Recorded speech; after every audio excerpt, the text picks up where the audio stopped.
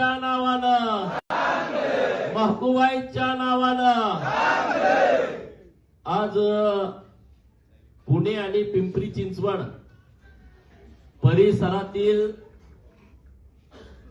गावाकडच्या सर्व मंडळींचं आज एक संमेलन होत आहे आणि या कार्यक्रमासाठी उपस्थित माननीय ब्रह्मानंद शेठ पडळकर, आटपाडीचे पहिले नवनिर्वाचित नगराध्यक्ष माननीय युटी जाधव सर, व्यासपीठावरती उपस्थित माननीय बंडू शेठ, माननीय शेजाळ साहेब, माननीय भाजपाचे अध्यक्ष दादासाहेब हुबाले, माननीय कवितके दादा, आपल्या परळीचे माननीय भीमराव सातपुते मामा, एन.पी. खर्जे सर, व्यासपीठावरती माननीय गडदे शेठ, विष्णुपंत, सचिन राजमाने साहेब, माननीय छोटू गुरव, माननीय यशवंतराव बेटकरी, नंदुशेठ झंजे. नंदुशेठ खाली कसं बसलाय? वर बसा की, इच्छुक आहे तुम्ही. बरीच मंडळी आहेत, बऱ्याच जणांची नावं घेणं पण अपेक्षित आहे. इतके मान्यवर सगळी मंडळी आहात, तर तुम्हा सर्वांचं मी मनपूर्वक आभार व्यक्त करतो की अत्यंत व्यस्त जीवन तुमचं पुण्यामध्ये आहे आणि पुण्यामध्ये ट्रॅफिक मधनं यायचं म्हटलं तर घरातनं बाहेर पडायची इच्छा होत नसताना सुद्धा तुम्ही इतक्या मोठ्या संख्येने उपस्थित राहिला, त्याबद्दल मी तुमचं मनपूर्वक आभार व्यक्त करतो. खरं तर गाव सोडून पोटाची खळगी भरण्यासाठी आपली माणसं देशाच्या कानाकोपऱ्यात आहेत. नशिबात तुम्ही आहात की तुम्ही जवळ पुण्यात तरी आहात. 3 तासात का होईना गावाकडे पोहोचतंय. पण आपली काय काय दुकानदार मंडळी जम्मू काश्मीर पासून कन्याकुमारी पर्यंत पूर्व भारतातल्या सगळ्या राज्यामध्ये कामाच्या निमित्तानं गेलेले आहेत की ज्यांना गावाकडे यायचं म्हटलं तर वर्ष 2-2 वर्ष जमत नाही. मुंबईमध्ये पण तीच परिस्थिती आहे. मागच्या 8-10 दिवसापूर्वी मुंबईत पण कार्यक्रम झाला. मोठ्या संख्येने लोक मुंबईच्या कार्यक्रमाला उपस्थित होते आणि मग तुम्हाला आज विनंती करण्यासाठी आम्ही आलोय. जिल्हा परिषद आणि पंचायत समितीच्या निवडणुका लागतायत. महानगरपालिकेच्या निवडणुका आता लागलेल्या आहेत. राज्याचे लोकप्रिय लाडके मुख्यमंत्री माननीय देवाभाऊंच्या नेतृत्वामध्ये महाराष्ट्रातल्या 27 महानगरपालिकेमध्ये भारतीय जनता पार्टी कमळ चिन्हावरती निवडणूक लढवते. पिंपरी चिंचवडमध्ये आपले सर्वांचे लाडके हिंदू नेते माननीय महेश दादा लांडगे, माननीय शंकरभाऊ जगताप हे अत्यंत ताकदीनं इथं पॅनल लढवत आहेत. सांगली मिरज कुपवाडची पण महानगरपालिका लागलेली आहे. सगळीकडे हा व्यस्त कार्यक्रम आहे. आपण सर्वजण ताकदीनं आपल्या नेत्यांच्या सोबत राहतोय आणि जिल्हा परिषदची आचारसंहिता कधी लागू शकते असं एकंदरीत सर्व तज्ञ लोकांचं म्हणणं आहे. तर येत्या काही दिवसामध्ये आचारसंहिता लागेल असं पेपरमध्ये वाचण्यात आलं. टीव्हीवरती आपण बघतोय काही नेते मंडळी त्यांच्या भाषणामध्ये वक्तव्य करतायत.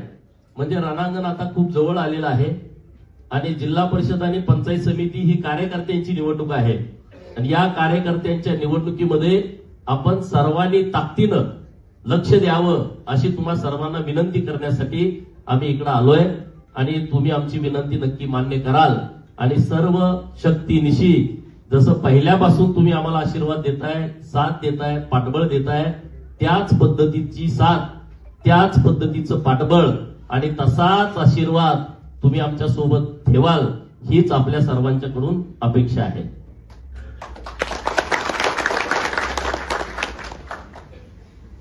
पश्चिम महाराष्ट्रातले जे दुष्काळी तालुके होते त्या दुष्काळी तालुक्यांची मागणी होती की आम्हाला शेतीला पाणी द्या. त्याच्या अगोदर मागणी होती पिण्याला पाणी द्या. कारण 2014 पूर्वी आपल्या प्रत्येकाच्या गावात टँकर यायचा. 2014 पूर्वी जेव्हा जेव्हा 3-3 वर्षाच्या गॅपनं दुष्काळ पडला तेव्हा तेव्हा चारा छावणी असेल, चारा डेपो असेल, यासाठीचं आपल्याला आंदोलन करायला लागायचं. माझ्या तर राजकारणाची सुरुवातच आटपाडीला टेंबूचं पाणी द्या, जनावराला चारा द्या, शेळ्या मेंढ्यांना चारा छावणी द्या, यामधूनच झालेली आहे. आणि तुम्ही त्याचे सगळे साक्षीदार आहात. तर आता ती परिस्थिती बदलली. तुम्ही जरी पुण्यात मुंबईला राहिला असला तर तुमचा जीव गावाकडे असायचा. अरे आता गावाकडे पाणी नाही, पाणी कुठून घेऊन येईल? विहीर तळाला गेले, जनावराला पाणी कुठून पाजेल? जनावरांसाठी चारा कसा करेल? वडील शेतामध्ये काय करत असतील? जनावरांच्या चाऱ्यासाठी काय कुठे गेले असतील? अशी विवंचना आपल्याला प्रत्येकाला असायची. जरी आपण इथं असलो तर आपला निम्मा जीव गावाकडे असायचा. आता ती परिस्थिती राहिली नाही. आता डायरेक्ट आपल्या सगळ्यांच्या दारात पाणी आलेलं आहे.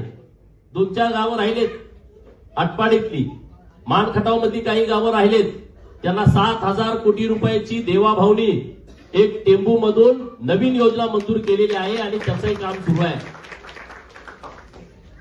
आटपाडीतली जी राहिलेली गावं आहेत, गुळेवाडी, विभूतवाडी, पिंपरी, तरसवाडी, पूर्वेकडचं आंबेवाडी, बोंबेवाडी, पिंपरी खुर्द, लोणारवाडी, उंबरगाव, दणसवाडी, ठोंबरेवाडी या गावांना सुद्धा पाणी देण्याची व्यवस्था माननीय देवाभाऊनी केलेली आहे. त्याचंही काम सुरू आहे, आपल्या सगळ्यांना माहिती आहे. जत तालुक्यातल्या राहिलेल्या 65 गावांना पाणी 2027च्या डिसेंबर पर्यंत आम्ही प्रत्येक शेतकऱ्याच्या बांधावरती देतोय. त्याच्यासाठी 2,000 कोटी रुपये सरकारनं उपलब्ध करून दिलेले आहेत. आणखी 1,000 कोटीचं टेंडर पुढच्या काही महिन्यामध्ये होणार आहे. जत तालुक्यातला अलीकडचा भाग जो बेवनूर परिसरातला आहे, बेवनूर, वाळेखिंडी, नवाळवाडी हा जो परिसर आहे, कासलिंगवाडी, सिंगनाळी या गावांना टेंबूतून पाणी देण्याची व्यवस्था केलेली आहे. मागच्या 8 दिवसात त्याही अधिकाऱ्यांचा मी आढावा घेतला.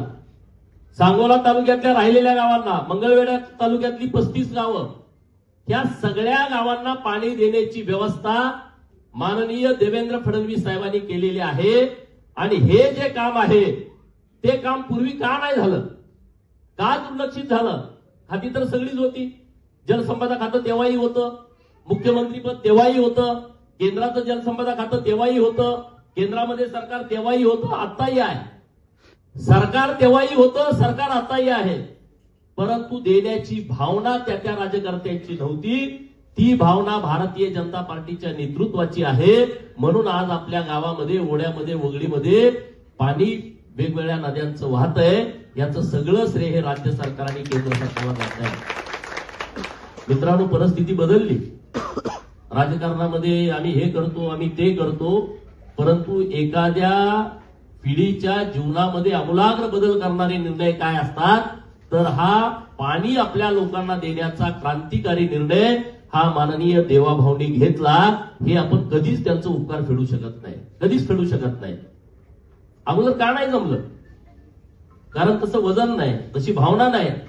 एका वेळेस 50,000 कोटी रुपये केंद्र सरकारनं मंजूर करून घेतलं आणि म्हणून ही एवढी कामं झालेली आहेत. नाहीतर आधी 50 कोटी, 25 कोटी, 100 कोटी जेवढं बिल येईल तेवढं कॉन्ट्रॅक्टरला द्यायला लागायचं.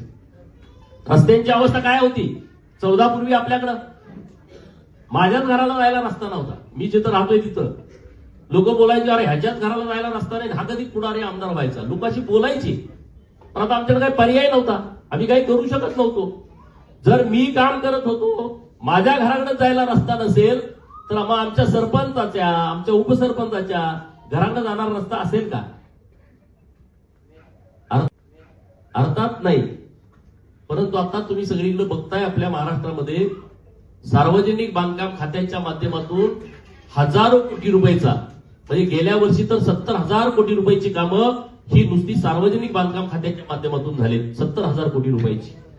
ग्रामीण भागातले रस्ते सार्वजनिक बांधकामाला धरता येत नाहीत, म्हणून माननीय मुख्यमंत्री महोदयांनी मुख्यमंत्री ग्राम सडक योजना आणली. पहिल्या टप्प्यामध्ये 13,000 किलोमीटर रस्ते महाराष्ट्रातले पूर्ण केले. दुसऱ्या टप्प्यामध्ये 10,000 किलोमीटर रस्ते पूर्ण केले. तिसऱ्या टप्प्यामध्ये 7,000 किलोमीटरचे रस्ते मुख्यमंत्री ग्राम सडक योजनेमधून प्रस्तावित झालेले आहेत. म्हणजे गावाला सुद्धा जोडणारे रस्ते हे माननीय मुख्यमंत्री महोदयांनी लक्षात घेतले आणि त्याच्यासाठीचा वेगळा निधी उपलब्ध करून दिला आहे. हे सरकार काम करत आहे, अशा पद्धतीनं काम करत आहे.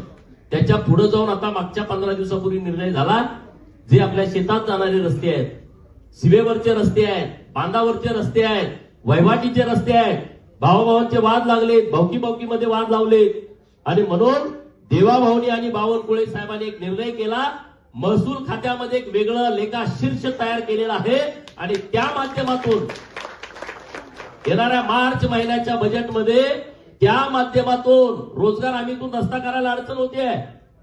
तर रोजगार हमी तर आहेच, परंतु रोजगार हमी सोडून महसूल खात्याच्या माध्यमातून डायरेक्ट तुमचे रस्ते करण्याची व्यवस्था या वर्षापासून सरकार करत आहे.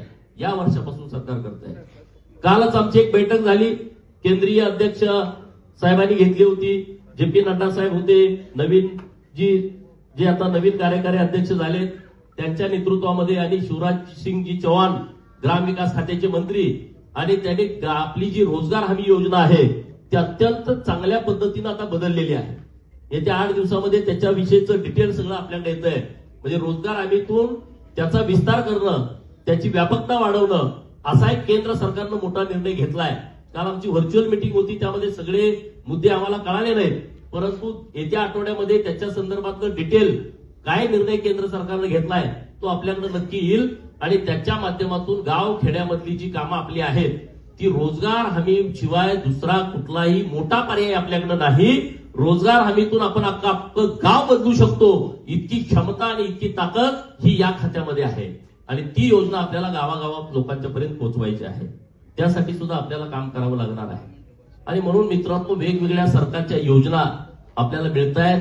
सरकार अत्यंत ताकदीनं आपल्या सोबत उभं राहतंय, प्रचंड पाठबळ देत आहे. आणि त्यामुळं आपण सुद्धा त्याच शक्तीनिशी या सरकारच्या सोबत राहण्याची आपली सगळ्यांची जबाबदारी आहे. दुसरं कोणी करू शकत नाही. समोर ज्या पार्ट्या आहेत प्रस्थापितांच्या, त्या तुम्हाला न्याय देऊ शकत नाहीत. त्यांना तुमचं काही पडलंच नाही. त्यांना एका कारखान्याचा 2 कारखान्याचे 4 करायचे, एका सुतगिरणीच्या 2च्या 4 करायचे आहेत. एक मेडिकल कॉलेज आहे, त्याच्या सीट वाढतील का? दुसरं मेडिकल कॉलेज कुठे करता येते का? सरकारची महाराष्ट्र शासनाची जमीन कुठे 1 रुपयाच्या भाड्यानं 100 वर्षाच्या करारानं घेता येते का? ह्याच्याकडे त्यांचं लक्ष आहे. त्यांचं तुमच्याकडे लक्ष नाही. तुम्हाला शाणं करून त्यांना अडचण होतीये. गावगाड्यातला माणूस हा अज्ञानी राहायला पाहिजे, अडाणी राहायला पाहिजे. त्याला राजकीय व्यवस्था कळाल्या नाही पाहिजेत, नियम कायदे कळाले नाही पाहिजेत. तो तसाच अडाणी राहिला तर प्रस्थापितांना परत परत परत परत राजकारण करता येईल. म्हणून ते तुम्हाला आणि आम्हाला अडाणी ठेवताय. भारतीय जनता पार्टीचं नेतृत्व तशा पद्धतीने वागत नाही. ते सामान्य लोकांना घेऊनच त्यांना नेता करतंय. त्याचंच उदाहरण गोपीचंद पडळकर आहे की पडळकरवाडी सारख्या एका छोट्या गावातला आणि तुम्ही सर्वांनी पाठबळ दिलेला कार्यकर्ता, पडळकरवाडीपासून 800 किलोमीटर लांब नागपूर आहे. तिथं त्यांनी नजर आमच्यावरती टाकली. शिफारस करायला माणूस नाही, तरी सुद्धा मला बोलावून घेऊन विधान परिषदेचा आमदार केला आणि मला लोकांचं काम करण्याची संधी दिली. मी माननीय देवाभाऊंचं आणि भारतीय जनता पार्टीचं मनापासून आभार व्यक्त करेन की त्यांनी मला आमदार केलं नाही, माझा सन्मान केला नाही. माझ्यावरती जीवापाड प्रेम करणारी, जे अपमानित लोक आहेत, जी उपेक्षित लोक आहेत, जी वंचित लोक आहेत, ज्यांना नेहमी वाटत होतं की राजकारणामध्ये आम्हाला कुठं ना कुठं संधी मिळाली पाहिजे, त्या सर्व लोकांचा सन्मान करायचं काम माननीय देवेंद्र फडणवीस साहेबांनी केलेलं आहे असं मी मानतो. आणि म्हणून जी संधी मला 4 वर्षात मिळाली त्या संधीचं सोनं करण्याचा मी प्रयत्न केला. अनेक विषय सभागृहामध्ये घेतले, अनेक समाजाचे विषय सभागृहामध्ये घेतले, विद्यार्थ्यांचे युवकांचे विषय सभागृहात घेतले, कामगारांचे प्रश्न सभागृहामध्ये घेतले, वेगवेगळ्या उद्योग करणाऱ्या लोकांना काही अडचणी असतील तर त्यांचे विषय सभागृहामध्ये घेतले. या महाराष्ट्रामध्ये मेंढपाळांचा विषय असेल, या महाराष्ट्रातल्या 12 बलुतेदारांचा विषय असेल, 18 पगड जातीचा, ओबीसीचा, मायनर ओबीसीचा, भटक्यामुक्त लोकांचा, ज्यांना न्याय देता येतोय त्या सर्व लोकांचे विषय सभागृहामध्ये घेण्याचा मी प्रयत्न केला. आणि नुसता घेतला नाही तर त्या विषयाला न्याय देण्यासाठी सातत्यानं सरकारकडे पाठपुरावा केला. त्याचे अनेक रिझल्ट आले. अनेक लोकांनी तुम्हाला सांगितलं पण असेल की या विषयामध्ये आम्हाला रिझल्ट आला. त्यामध्ये उदाहरणार्थ पोलीस पाटलांचा पगार वाढवणं असेल, कोतवालाचा पगार वाढवणं असेल, अंगणवाडी ताईंचा मानधन वाढवणं असेल, गावातल्या रोजगार सेवकांना कायमस्वरूपी मानधन देण्याची व्यवस्था सरकारच्या माध्यमातून करणं हा विषय असेल, बहुजनांची वेगवेगळी महामंडळं सरकारने स्थापन करावी, त्या महामंडळाच्या उपकंपन्या स्थापन कराव्यात, असे अनेक विषयामध्ये आपल्याला काम करता आलं, अनेक विषयामध्ये आपल्याला बोलता आलं, अनेक विषयामध्ये भूमिका घेता आली. हे कशामुळे झालं? कारण आपल्याला लोकप्रतिनिधी म्हणून काम करण्याची संधी मिळाली.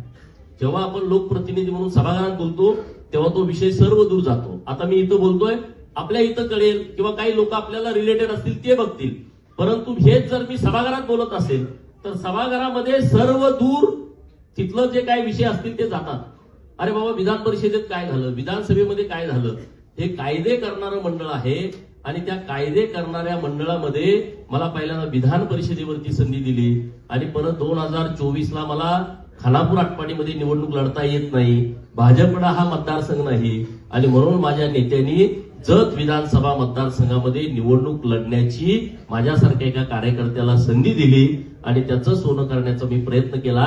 जत मधल्या मायबाप जनतेने मला 40,000च्या फरकाने विधानसभेमध्ये पाठवलं. जत पण उपेक्षित मतदारसंघ आहे, एवढा मोठा मतदारसंघ आहे, परंतु राजकारणामध्ये आणि विकासात्मक दृष्ट्या जे द्यायचं ते तिथले राज्यकर्त्यांनी दिलं नाही, हे सगळ्या लोकांना माहिती आहे. आता मी तिथला 1 वर्ष आमदार होऊन झालं, परिस्थिती बदलली आहे. मी अजिबात ढिलं पडत नाही कुठं. प्रत्येक तालुक्यापेक्षा काही ना काही जास्तीचा निधी जतला नेण्यामध्ये मी यशस्वी झालो आहे आणि ते माझं काम आहे, ती माझी जबाबदारी आहे, ते माझं कर्तव्य आहे. त्या लोकांनी मला निवडून दिलंय, त्यामुळे संपूर्ण जतचा कायापालट करणं ही माझी जबाबदारी आहे. आटपाडी माझं जन्मगाव आहे. पहिल्यापासून मी जरी तिथला आता आमदार नसलो तरी आमदारांपेक्षा कमी निधी माझ्या कार्यकर्त्याला आणि माझ्या गावांना कमी पडू देणार नाही, हा माझा सगळ्या लोकांना शब्द आहे. कुठंच कमी पडू देणार नाही, काय अडचण पण येणार नाही. उद्याच आता कुरुंदवाडीला 5 कोटीच्या कामाचं भूमिपूजन आहे. 5 कोटी रुपये. मागच्या 4 दिवसापूर्वी खरसुंडीला 5 कोटी रुपयाच्या कामाचं भूमिपूजन केलंय. 5-5 कोटी रुपये शिवाय निधी सरकार आपल्याला देत नाही. हे कशामुळं? तुम्ही सगळे माझ्या सोबत आहे, तुमची ताकद माझ्या बरोबर आहे.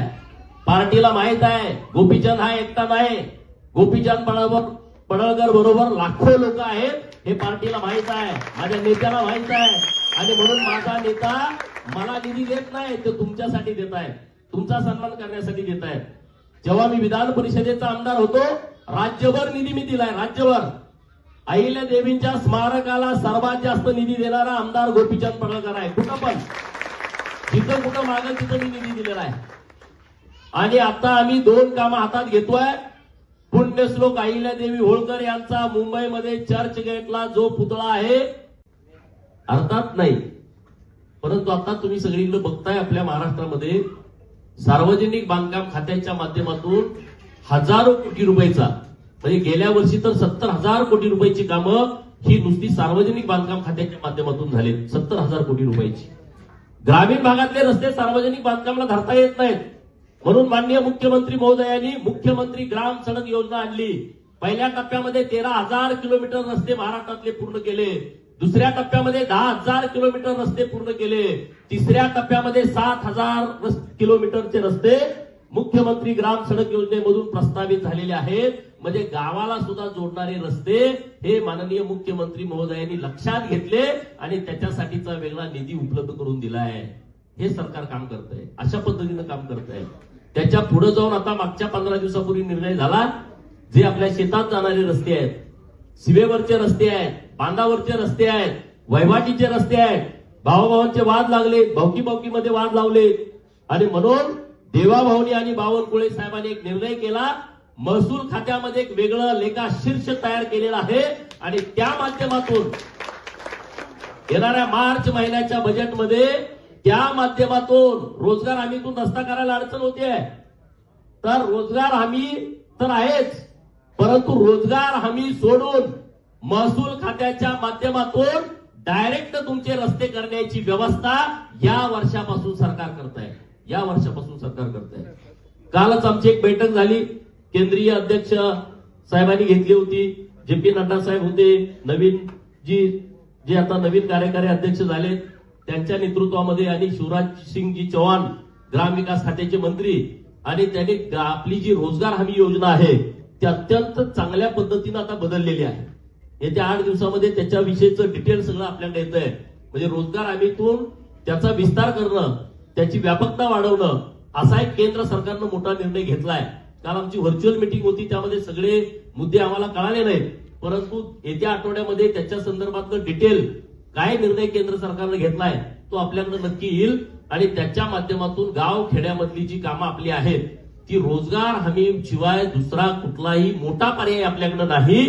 रोजगार हमीतून आपण अख्खं गाव बदलू शकतो, इतकी क्षमता आणि इतकी ताकद ही या खात्यामध्ये आहे आणि ती योजना आपल्याला गावागावात लोकांच्या पर्यंत पोहोचवायची आहे. त्यासाठी सुद्धा आपल्याला काम करावं लागणार आहे. आणि म्हणून मित्रांनो, वेगवेगळ्या सरकारच्या योजना आपल्याला मिळत आहेत.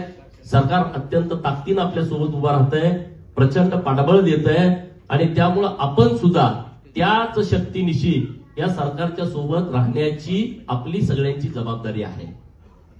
दुसरं कुणी करू शकत नाही. समोर ज्या पार्ट्या आहेत प्रस्थापितांच्या, त्या तुम्हाला न्याय देऊ शकत नाहीत. त्यांना तुमचं काय पडलंच नाही. त्यांना एका कारखान्याचा दोन कारखान्याचे 4 करायचे, एका सुतगिरणीच्या 2च्या 4 करायचे आहेत. एक मेडिकल कॉलेज आहे, त्याच्या सीट वाढतील का? दुसरं मेडिकल कॉलेज कुठे करता येते का? सरकारची महाराष्ट्र शासनाची जमीन कुठे 1 रुपयाच्या भाड्यानं 100 वर्षाच्या करारानं घेता येते का? ह्याच्याकडे त्यांचं लक्ष आहे. त्यांचं तुमच्याकडे लक्ष नाही. तुम्हाला शाणं करून त्यांना अडचण होतीये. गावगाड्यातला माणूस हा अज्ञानी राहायला पाहिजे, अडाणी राहायला पाहिजे. त्याला राजकीय व्यवस्था कळाल्या नाही पाहिजेत, नियम कायदे कळाले नाही पाहिजेत. तो तसाच अडाणी राहिला तर प्रस्थापितांना परत परत परत परत राजकारण करता येईल. म्हणून ते तुम्हाला आणि आम्हाला अडाणी ठेवताय. भारतीय जनता पार्टीचं नेतृत्व तशा पद्धतीनं वागत नाही. ते सामान्य लोकांना घेऊनच त्यांना नेता करतंय. त्याचंच उदाहरण गोपीचंद पडळकर आहे की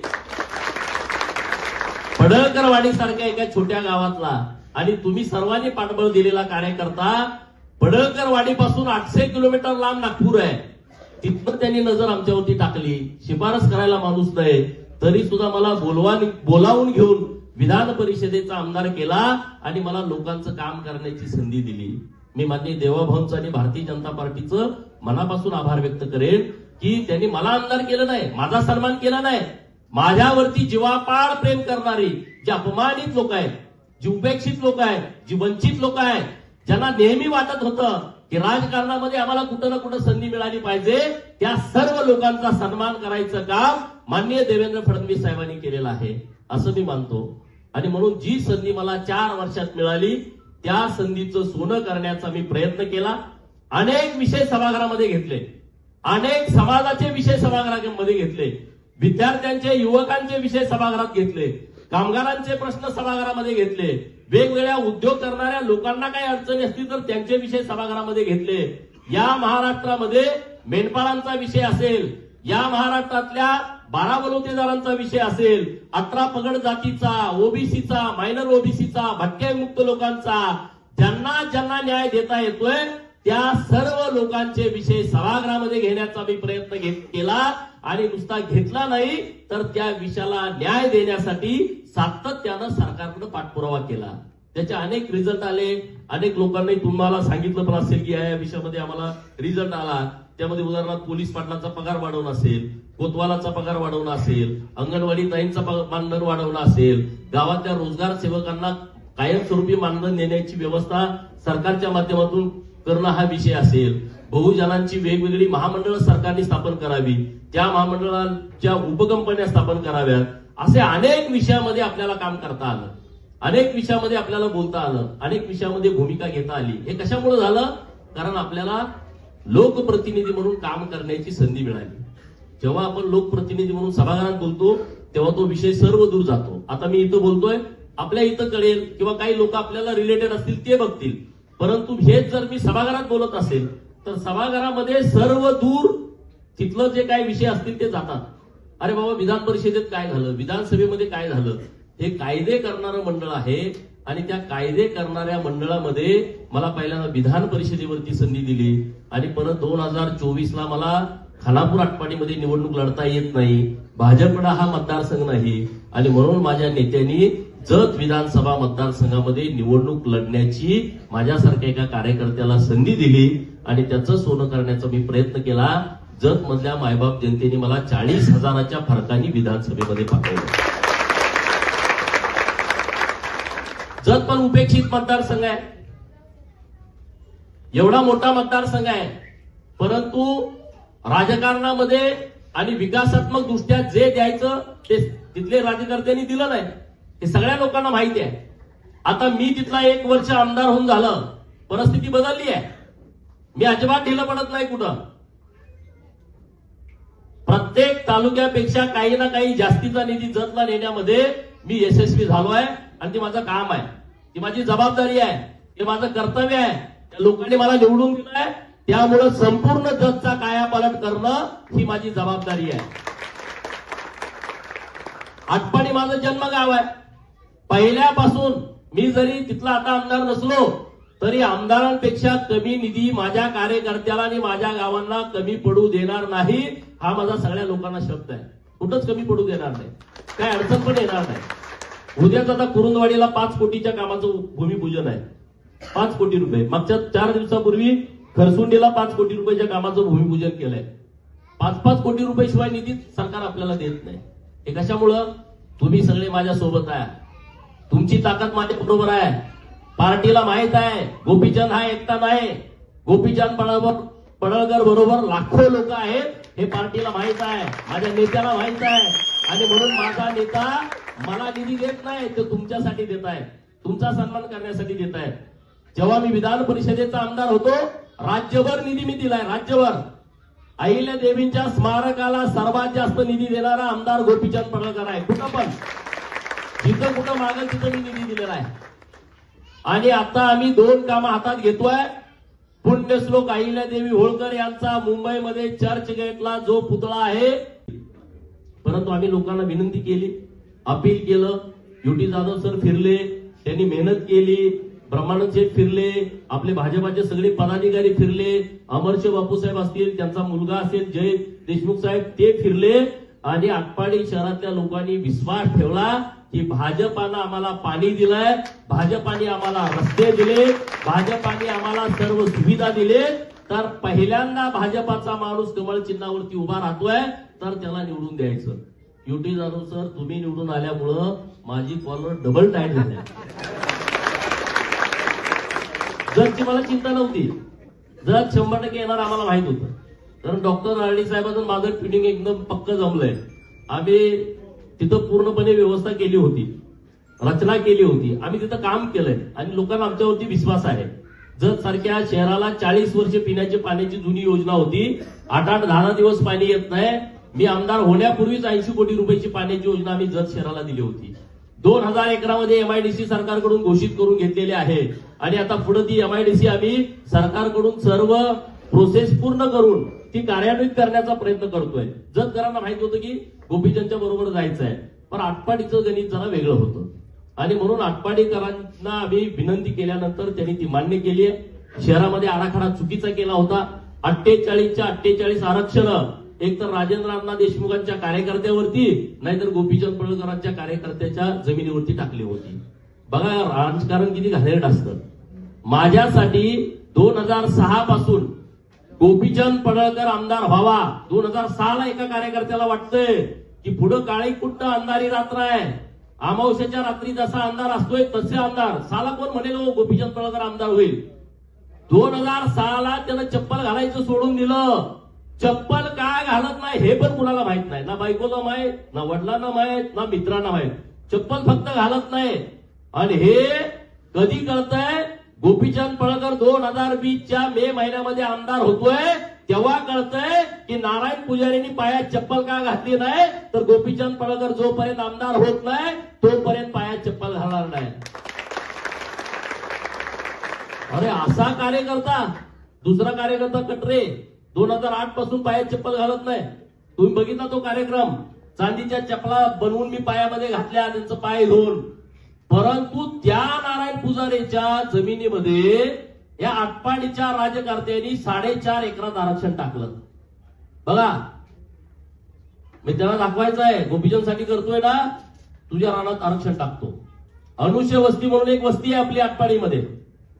कारखान्याला आधी जमीन दिली त्यांनी सगळी, त्यांच्या बाप जाद्यांनी सगळी जमीन फुकून टाकली, फुकाट. त्यामध्ये कारखाना उभा राहिला. 9.5 एकर जमीन त्यांची शिल्लक आहे. अख्ख्या 9.5 एकरावरती ड्रेनेजचं आउटलेटचं आरक्षण टाकलंय. म्हणजे अख्ख्या आटपाडी शहराची घाण अनुशे वस्तीवरती. आणि नीती आहे ना, निसर्ग आहे. आज नीतीन आणि निसर्गानं हे तुमचं पाप बघवलं नाही, म्हणून युटी जाधव सरांना नगराध्यक्ष केलाय.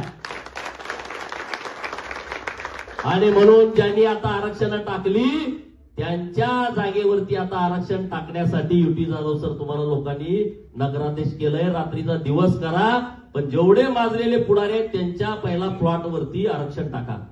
तिथं ड्रेनेज आउटलेट काढा, तिथं सार्वजनिक शौचालय करा, काय करायचं ते करा. गरीबावर करू नका. विरोध पार्टीचा कुणी असला गरीबाचं काही करायचं नाही, पण जे जे असे गरीबावरती अन्याय करणारी लोक होती ना, म्हणून सत्ता लागते. समजा आता युटी जाधव सर आलेच नसते तर काय करणार होतो? मग कोर्ट कचेऱ्या साहेबांच्याकडे जावा, बरोबर ना महादेव पाटील? पगाराला काय करणार? दुसरा पर्याय काय? म्हणून सत्तेची चावी आपल्या हातात लागते, कोण पण असू द्या. आणि म्हणून जिल्हा परिषदची आता निवडणूक लागते, पंचायत समितीची आपली निवडणूक लागते. 4च्या 4 जिल्हा परिषद सदस्य आणि 8च्या 8 पंचायत समिती सदस्य अमरश बापू देशमुख यांच्या नेतृत्वामध्ये आपल्याला निवडून आणायचे आहे. ही खुणगाट तुम्ही मनाला बांधा आणि इथून जावा. आणि त्यामुळे आता बाकीच्या विषयावर मी बोलत नाही. ज्यांची काचची घरं आहेत त्यांनी गोपीचंदच्या घरावरती दगड टाकण्याचा कृपया प्रयत्न करू नये.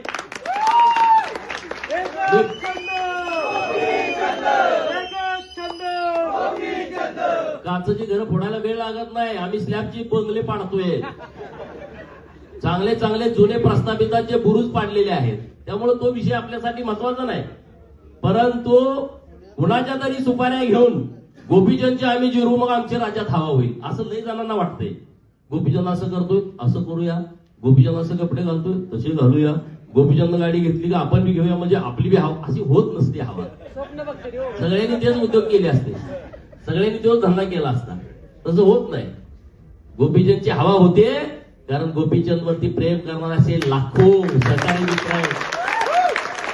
गोपीचंदची हवा काय गोपीचंद मुळे नाही आहे. गोपीचंदच्या अंगावर कपडे नव्हते तेव्हा तुम्ही माझ्यावरती विश्वास ठेवला. गोपीचंदला राहायला घर नव्हतं तेव्हा तुम्ही मला नेता केलाय. गोपीचंदच्या गाडीला तेल नव्हतं तेव्हा तुम्ही गाडीत डिझेल टाकलंय. गोपीचंदला प्रचाराला गाडी सांगायला पैसे नसायचे तेव्हा प्रचाराच्या गाड्याचे पैसे भागवणारे तुम्ही लोक आहात. गोपीचंदनं पोस्टर इलेक्शनची छापली, वर्षभर त्याचं देणं होत नव्हतं तेव्हा तुम्ही देणं देत होता. तेव्हा गोपीचंद तयार झालाय. गोपीचंद काय असाच उठलाय तयार झालाय अशातला भाग नाही. गोपीचंदला तयार करण्यासाठी अनेकांनी त्यांच्या कष्टातलं कमाईतले पैसे खर्च केलेत, वेळ खर्च केलाय, ताकद खर्च केली आहे. तेव्हा गोपीचंद तयार झालाय. तो असाच काय तयार झाला नाही. तुम्ही कुठल्या बाजारात झवेरी मार्केटमध्ये गेला आणि 1 कोटी रुपयाचा एक चांगला कार्यकर्ता आम्हाला खरेदी करायचा आहे असं मार्केट अजून यायचं आहे. असं मार्केट नाही आहे. आम्हाला एक जातीवंत हाडाचा कार्यकर्ता पाहिजे. कुठल्या दुकानात मिळेल? तो बिर्याणीवर मिळत नाही. तो भाई उतारला जेवण दिलं म्हणून तो भाडाचा कार्यकर्ता मिळू शकत नाही. त्याला मोठी मोठं 10-20 हजार रुपयाची पाजली म्हणून तो कार्यकर्ता मिळत नाही. तो जातीवंत असावा लागतो, जातीवंत कार्यकर्ता असावा लागतो. आणि म्हणून गोपीचंदकडे जातीवंत सहकारी आहेत. म्हणून मी आज ताट मानेनं महाराष्ट्रभर फिरतो. मला अजिबात चिंता वाटत नाही. आणि मी तुमच्यामुळे ताट मानेनं फिरतो. मी काम पण तसंच करतो. तुम्ही कुठल्या पण ऑफिसला जावा, 80% तर लोकांचं काम असंच होऊन जातं. मी गोपीचंद जवळ जा, एवढं सांगा, चला हे काम करून जावा म्हणते. मी माझा मोठेपणा सांगत नाही, वस्तुस्थिती सांगते. मंत्रालयात एकदा येऊन चक्कर मारून जावा. 1 वर्षभर एखाद्याने फाईल बघितली नाही आणि तुम्ही फक्त माझ्यासोबत या. जर नाही तुमची 8-15 दिवसात फाईल क्लिअर झाली तर मग मला सांगून टाका. म्हणजे मी काम करतोय, तुम्हाला सन्मान वाटेल, अभिमान वाटेल. तुम्ही ज्याच्या पाठीमागे काम करताय त्याचा तुम्हाला अभिमान वाटेल. अशा पद्धतीचं मी काम करतोय आणि ते पुढेही करत राहणार आहे. त्यासाठी तुम्ही आमच्या सोबत राहा, त्यासाठी तुम्ही आम्हाला ताकद द्या. आज आपल्या सगळ्या परिसरामध्ये खूप कामं करायची आहे. आपल्या भागामध्ये कामं करायची आहे. पश्चिम महाराष्ट्रामध्ये, मराठवाड्यामध्ये अनेक विषय आहेत ना. मराठवाड्यातले आपले अनेक मुलं आहेत, आपले सहकारी अनेक लोक आहेत. तिथं पाणी नाही. मराठवाडा वॉटर ग्रीड नावाची एक योजना माननीय मुख्यमंत्री महोदयांनी आणली आहे. समुद्रात वाहून जाणारं पाणी मराठवाड्याला द्यायचं. कुठल्या मुख्यमंत्र्यांच्या डोक्यात आलतं का हो? समुद्रात वाहून जाणारं पाणी हे मराठवाड्याकडे न्यायचं. कधी कुणाच्या डोक्यात पण आलं नाही. ते माननीय देवाभाऊंच्या डोक्यामध्ये आलं आणि तशी योजना प्रस्तावित केली आणि त्या योजनेचं काम चालू केलंय. तुम्ही आता भाषण ऐकलं असेल नागपूरच्या हिवाळी अधिवेशनामधला नदी जोड प्रकल्प जो अटल बिहारी वाजपेयी साहेबांनी संकल्पना मांडली होती. या नदीतलं पाणी त्या नदीत, त्या नदीतलं पाणी त्या नदीत, एखादी नदी आटली काही फरक पडत नाही. अशा पद्धतीची योजना आणली आहे. 4 नद्या आता आपलं सरकार जोडत आहे. हे सगळे विषय खूप महत्वाचे आहेत. हे गावातलं राजकारण, माझी भाऊकी तिकडं आहे, माझा भाऊ तिकडं आहे, माझ्या लग्नाला गोपीचंद आला नाही, माझ्याकडे बघितलंच नाही, माझा फोनच उचलला नाही. मी तुमची माफी मागतो, सगळ्यांची माफी मागतो. मी तुमच्या लग्नाला येऊ शकलो नसल, कारण मी, तुम्ही बघताय माझं सगळं फेसबुक चेक करून बघा, मी काही घरी झोपलो नाही हातरून पांघरून घेऊन, लग्न तिकडे चाललंय मी झोपलोय असं अजिबात नाही. मी तुमचा फोन उचलला नाही. इतके मला फोन येते, मी बहिराग होण्याची शक्यता आहे इतके फोन मला येत आहेत. झोपा, बरोबर आहे काय? कुठं आहे सचिन दादा? खरंच मी कर्नाटकात जेलमध्ये 3 महिने होतो. तो शंभूराजे देसाई एकदा सांगत होता बघा, माग त्यांचं महाविकास आघाडी सरकार असतं, मला बदनाम करतो. कर्नाटकमध्ये होतो त्यात काय होतोच ना, 3 महिने होतो कर्नाटकच्या जेलमध्ये. कन्नड येत नव्हतं, पण ज्या दिवशी मी येताना अगं जेल रडत होतं. ते गोपीचंद नाही. त्यामुळे कोणी काय आम्हाला भीती घालायचं कारण नाही. आम्ही त्या गोष्टीला भीक पण घालत नाही. आम्ही काम करतो तत्वानुसार, आम्ही काम करतो पुण्याईचं, आम्ही काम करतो लोकांच्या हिताचं. लोकांची घरं उद्ध्वस्त करायचं आम्ही काम करत नाही. लोकांच्या गप्पा मारायच्या नाहीत. आम्ही याव करून, आम्ही त्याव करून, आम्ही फलान करू, असं काय होत नसतंय. काम करायला ते जातीचं लागतं, येड्या गाबाळ्याचं ते काम नाही. लोकांना भुलभुलया करता येईल, आम्ही हे करू, तेव करू, फलान करू, आम्ही असं करू, आम्ही तसं करू, तसं होत नाही. आणि त्यामुळं आज जे तालुक्यामध्ये आपल्याला करता आलंय ते भविष्यात आणखी ताकदीनं करण्यासाठी तुम्ही सगळ्यांनी आमच्या सोबत येण्याची आवश्यकता आहे. गावाकडे सगळ्यांना लक्ष द्या, गावाला सगळ्यांनी बोलून घ्या.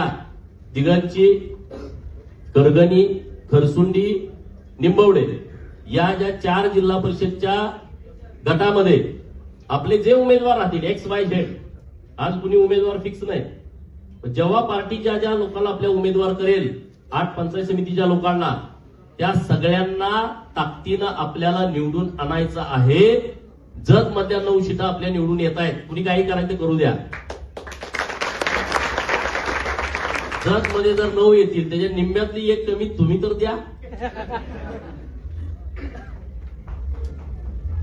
नाही तर आता म्हणजे तुम्ही जतला, अरे आता करू काय? त्या लोकांनी माझा एवढा सन्मान केला, नाहीतर गोपीचंद राजकारणामध्ये राहिला पण नसता, टिकू पण शकला नसता. एवढं उपकार केले त्या लोकांनी माझ्यावरती. आणि लोक मला म्हणाले, अरे जत तुम्ही राहायला कधी येत आहे? पहिले म्हणायचे, जत राहायला कधी येत आहे? रोज निवडणुकी मतदान होईपर्यंत आणि निकाल झाल्यापासून आजपर्यंत ते मला म्हणलेच नाही जतला राहायला कधी. मी रोज जतला आहेच. उद्या सकाळी पण जत नाही 12 वाजता. ते पण कुठं मोरबग्गी, विजापूरच्या जवळ गाव आहे, तिथं मी 12 वाजता जाणार आहे. इतका मी त्या लोकांच्या मध्ये जातो. आटपाडीला पण सोडू वाटत नाही, म्हणून रात्री मुक्कामी परत आटपाडीला येतो. रात्री 2-2:30 वाजेपर्यंत आटपाडीच्या सगळ्या लोकांशी बोलतो. महाराष्ट्रातले लोक येतात त्यांच्याशी बोलतो. सकाळी मी म्हटलं एखाद्या कार्यक्रमाला 9ला येतो, 10 वाजेपर्यंत माणसं हटत नाहीत झऱ्यात. मग तू कुठं आहे, कुठं आहे? अहो लोक आहेत, लोक आहेत, लोक आहेत. अशी तारेवरची कसरत माझी सुरू आहे. त्यामुळे जरा आपल्या इथले पण कार्यकर्ते तयार झाले पाहिजेत ना, आपले पण लोक तयार झाले पाहिजेत. त्यामुळं तुम्ही ताकदीनं जर एकत्रित राहिला आणि एकदा हे सगळं विषय संपून टाका या निवडणुकीमध्ये. इकडे 7 नंबरमध्ये एक असाच उमेदवार होता, पैशेवाले, आम्हाला लय पैसे आहेत, लय पैसे. कोण म्हणलं अंगठ्या दिल्या, कोण म्हणलं कानातलं दिलं, कोण म्हणलं पायातलं दिलं, कोण म्हणलं 20,000 मताला दिलं, परत दुसरा हप्ता 25,000चा दिला. काय म्हणलं कसं राजकारण करायचं, तरी सुद्धा ते पडलं. आताच उदाहरण आहे, आटपाडीत ड्युटी जाधव सरांना विचारा. ते म्हणले कोळेकर मला फुटला, अनुषे मला फुटला. ते म्हणले पैशावर जातात. ते म्हणले बरं ठीक आहे. काहीच बोलले नाही. खटा मत दाबली. ट्रकांनी मुलाला आणला ते आटपाडीत 10 लाखाच्या फटाकड्या, डॉल्बी आणून लावले 4-4, एक सांगोल्याकडनं, एक अकलूजकडनं, एक माळशिरसकडनं. सलग 1, 2, 3, 4, 5 निवडून आले. डॉल्बी वाजायला लागा. आपली पोरं मित्र काय झालं, 5 तिकडचे निवडून आले तर युटी 1000 मतांनी पुढंच, 5 त्यांच्या निवडून आले तर युटी जाधव सर पुढंच. आणि 6व्या निवडून आल्यापासून डॉल्बी त्यांचा, नाचणारे आमचे. गर्दीचा भाडा नाही आम्हाला, कारण तो आम्ही त्यांचा होता. अरे मग ह्यांना म्हटलं ते निम्म्या बाजीत त्यांच्या फटाड्या तर घ्या, गुलाब घ्या निम्म्या बाजीमध्ये. पहिले आपण कशी पुस्तकं निम्म्या बाजीत घ्यायचो, पुढच्या वर्गात गेला अहो निम्म्या बाजीत द्या की आम्हाला, तरी सुद्धा ते द्यायचं नाही. अशी परिस्थिती. म्हणजे एवढा ओव्हर कॉन्फिडन्स राजकारणामध्ये चांगला नसतो. आता म्हणे जनतेने निवडणूक हातात घेतली. आता म्हटलं अरे जनता गेली कशी काय माधव पाटील, मला काय कळलं, जनतेने निवडणूक हातात घेतली आहे. म्हटलं ठीक आहे, म्हणून ही जनता काय आहे ना आठवडीची, ती जिल्हा परिषदच्या आणि पंचायत समितीच्या निवडणुकीमध्येच कळेल आणि ते तुम्ही दाखवून द्या, अशी तुम्हाला माझी द्या ना दाखवून. त्यामुळं तुम्ही इतक्या मोठ्या संख्येनं आला. शेजार साहेबांचं विशेष अभिनंदन. ते राजकारणात मला वाटतं पहिल्यांदाच आता व्यासपीठावरती आहेत. आपले DYSP शेजार साहेबांचे ते चिरंजीव आहेत आणि ते अत्यंत जवळचे आहेत. तरी सुद्धा ते कालपासून वेळ घेऊन आपल्या कार्यक्रमासाठी इकडं फिरतायत. त्याबद्दल जोरदार टाळ्या वाजवून त्यांचं अभिनंदन करावं. कवितचे दादा आहेत आपल्या पिंपरी चिंचवडचे, उभा राहा दादा. पक्का दादांकडे आहेत. दादा हे आपले खूप सिनियर आहेत. त्यांची इथं कंपनी आहे. आपल्या सगळ्या लोकांच्या ह्या परिसरातल्या सगळ्या लोकांची कामं करणं, सामाजिक उपक्रमामध्ये म्हणजे बरेच जण असतील. परत मला दादाचं नाव का घेतलं असं काही करू नका, आपल्यात सिनियर आहेत. तर अशी सगळी लोक खूप चांगल्या पद्धतीनं काम करतायत. आपण सगळ्यांनी अशाच पद्धतीनं एकमेकांच्या विचारानं आपण सगळेजण पुढे जाऊ, एवढंच या निमित्तानं बोलतो. इतक्या मोठ्या बसायला पण जागा नाही, इकडे बसलेले लोक तिकडे माग आहेत. इतक्या मोठ्या संख्येनं आणि उत्स्फूर्त आलेली सगळी लोक आहेत. कुणाला गावाकडनं बोलवा, इकडनं बोलवा असं काहीच नाही. शिवसेनेची बोलवा, परत ह्याची बोलवा, हे कार्यक्रमापुरतं फोटो काढायपुरतं या, बिर्याणी खायापुरतं असं काहीच नाही हो. आपला कार्यक्रम असं नाहीच ना. आपले कार्यक्रम सगळे असे असतात उत्स्फूर्त. दसरा मेळावा तुम्ही बघताय कसा असतो. पुण्यातला कार्यक्रम आपल्याला घ्यायचा आहे. आता ही निवडणुका झाल्यानंतर एकदा 50,000 ढोल वाजल्याशिवाय कंटाळे नसणार.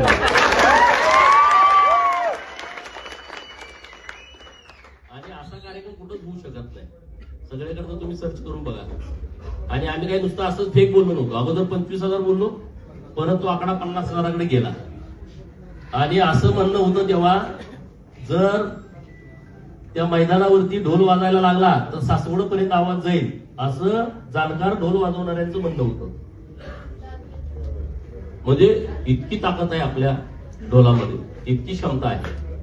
तर असंच आपण सगळेजण सांस्कृतिकदृष्ट्या, राजकीयदृष्ट्या, शैक्षणिकदृष्ट्या आपण सगळेजण पुढे जाऊ, एवढंच या निमित्तानं बोलतो. परत एकदा तुम्हा सर्वांचं मनापासून आभार व्यक्त करतो आणि तुमचे आशीर्वाद आमच्या सोबत राहू द्या, एवढंच या निमित्तानं बोलतो.